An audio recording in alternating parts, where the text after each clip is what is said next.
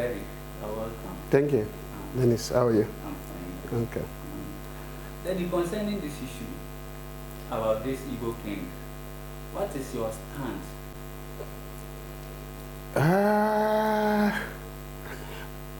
Okay, so I will be able to speak for myself, not the entire Christian family, or I don't hold the view of Christians, because I'm not speaking for any Christian body, not for Ghana Charismatic, not for Christian Council or any of the Christian bodies. So I'm not even speaking on behalf of my church. I'm just speaking as a person and as maybe a man of God.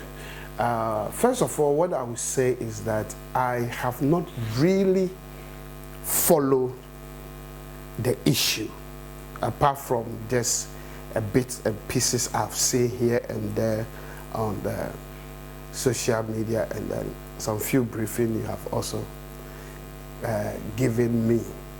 But then, when it comes to the Igbo king in Ghana, his action disrupting Christian family in both nations, I don't think so. I don't think so. If he is a king and then acting as a king or talking as a king, I think under the Ghanaian law, kingship and things like that is put under the customary and the traditional law. So it doesn't have any effect on our Christian beliefs and our understanding. That is number one. Number two, if he's an Igbo king, then he should be in an Igbo kingdom. Okay? And then we don't have Igbo kingdom in Ghana. Okay? But we have sub-chiefs, like the Zongo chiefs of Igbo, the Zongo chief of Yoruba. Oh, those ones, I think, is accepted. I don't know whether it's legally acknowledged, but it's accepted in many countries.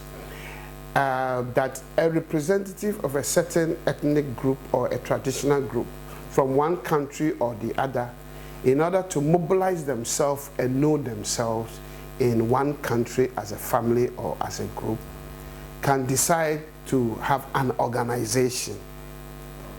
Okay? Have an organization and choose a leader.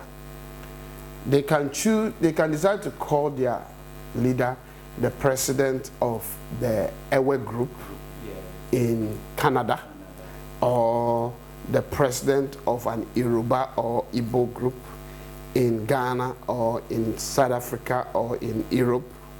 But it's not a league. I don't think it's a legal something. It's just an association that choose to have a name for their leader. Can choose to call him a chief or a king or whatever, but he doesn't have a legal mandate in the nation as a rightful king of any tribe in the nation. So long as that tribe is not recognized as part of the tribe in a particular nation, you can't have a legitimate kingship with a stool or with a scepter of authority to rule legally. I'm not a lawyer though, but I don't think it's done. So for example, even in Ghana, when you go to Ashanti region, we have Ewe community, they have a king. You have the Ghana community, they have a king. You have the Frafra community, Kusase, Dagomba, they have a king, you know. But, and they kind of pay respect to the Asantehene because they are on his land. So it's more of, we have come to your land, you have received us, and we want to honor you for receiving us on our land. We have a leadership, but because the traditional leadership here is kingship, we also choose to elect somebody as our king. Not because the person is necessarily a royal from the Frafra land or what, but anyone we think is a good leader can represent us as our king here. Okay, so that we will also be under laws and regulations. We know how to behave in the land that we have been accepted in. But then a Frafra chief or leader, or a Kusasi chief or leader, or a Gan chief or leader in Ashanti region, or any of them in Greater Accra region, cannot legally claim a portion of rulership with a scepter of authority on the land. His rule is not to rule Ghanaians. He said he's building a kingdom for his people, Igbo, the Igbo tribe in Ghana. So why would Ghanaians have problem with him if his rule is not ruling the whole Ghana? He can't even rule in Ghana. He doesn't have any traditional scepter of rulership. I think maybe we are overrating this whole thing, or the person involved doesn't even understand what he is saying. Because you see, in the Ghanaian tradition, to become a king, you must become a king or a chief or odukro over your traditional people. And every tradition have a scepter of rulership, either a stool or something. You understand? And you must be a Ghanaian to have a tribe in Ghana. Okay? And then you must be a royal in that tribe or town in Ghana to become a king. So the people in Ghana, in every traditional location, have their culture, they have their tradition, they have their scepter of authority of rulership. Okay? And then they have their royal families.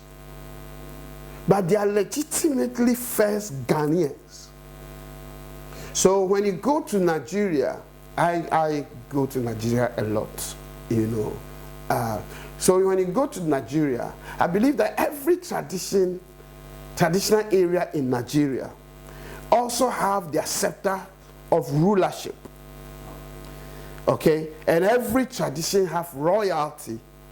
And it takes a royal to rule in that traditional area in Nigeria. But you must be a Nigerian first. So a Nigerian cannot, it doesn't matter how many Igbos or what we call Yorubas or any tribe from any country that is here. They can only choose a leadership for their representation and for their organizing themselves. Okay? They can call that person a president, a leader, a chief, or a king, but that doesn't legally give them a Ghanaian legislation to rule in Ghana. Because the group you want to represent, they are not recognized as a traditional group or indigenous group, even in the country. Igbos, once you say Igbos, they are Nigerians. So it's a non-starter. You understand? It's a non-starter. I think whoever is involved, I don't know him, I don't know how this whole thing started, but I think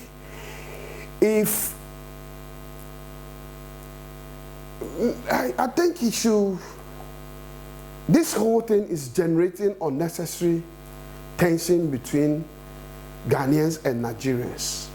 And if the person is, excuse my word, intelligent, it's not advisable, because we have lived in peace, and in the sub-region, in the West Africa sub-region, most of the countries around us are Francophones.